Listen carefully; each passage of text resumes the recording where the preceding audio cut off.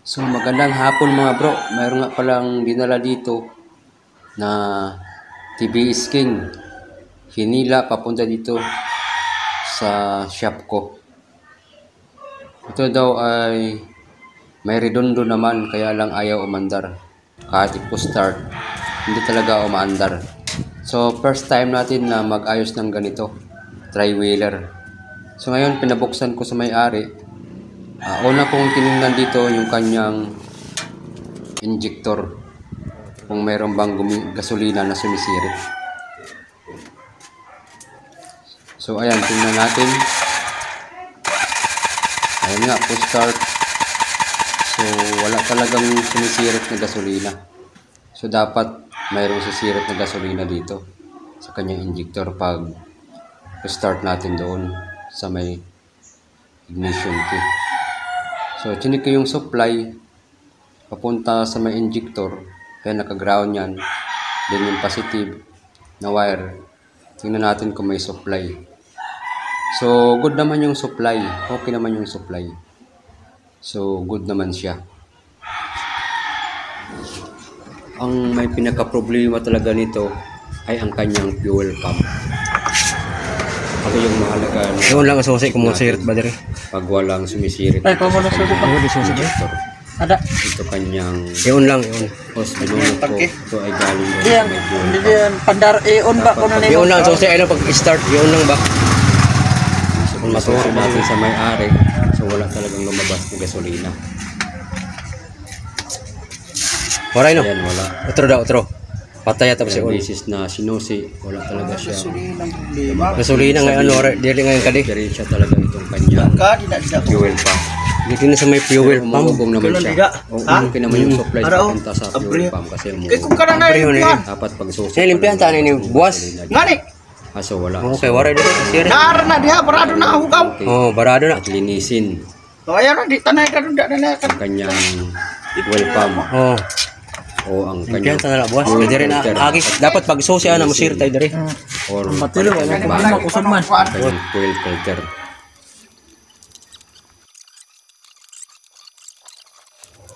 Ito na yung tangke mga bro. Tinanggal na namin yung may-ari yung naghawak. Yan, tinanggal na namin tong fuel pump niya para malinisan na. So ayan, napansin natin mga bro na yung kanyang filter ay kulay itim na. Itim na talaga. So lininis namin to, pati yung kanyang fuel filter kasi maitim na siya, makapal na yung dumi, ang daming dumi. Ito siya, yan, sobrang itim. Ito talaga ang problema, itong fuel filter, sobrang kapal ng dumi, maitim na talaga. Siguro hindi na nakalabas yung kanyang gasolina dahil barado na. Baka ito yung dahilan kaya hindi siya umaandar. Nilinis na lang namin kasi wala namang binibinta dito na ganito, yung oil filter.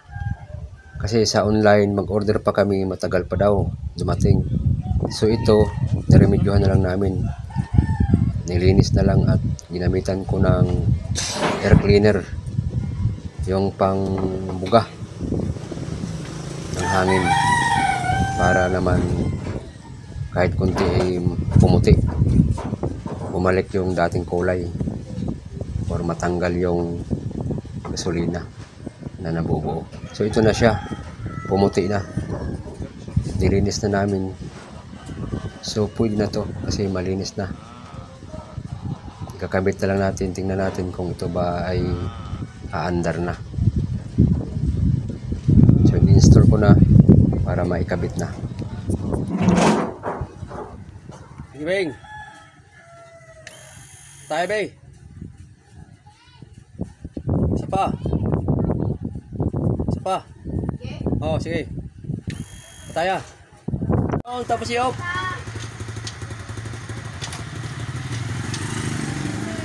Sige na Bing. I-on na, i-off.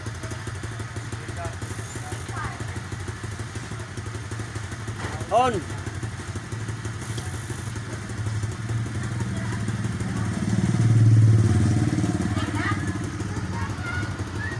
Isa pa. Isa pa. Oh. Op, tama na.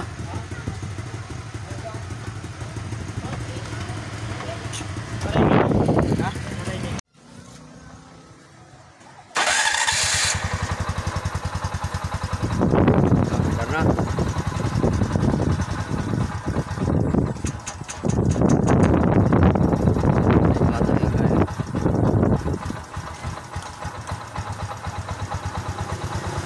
Sorry, God. Sorry.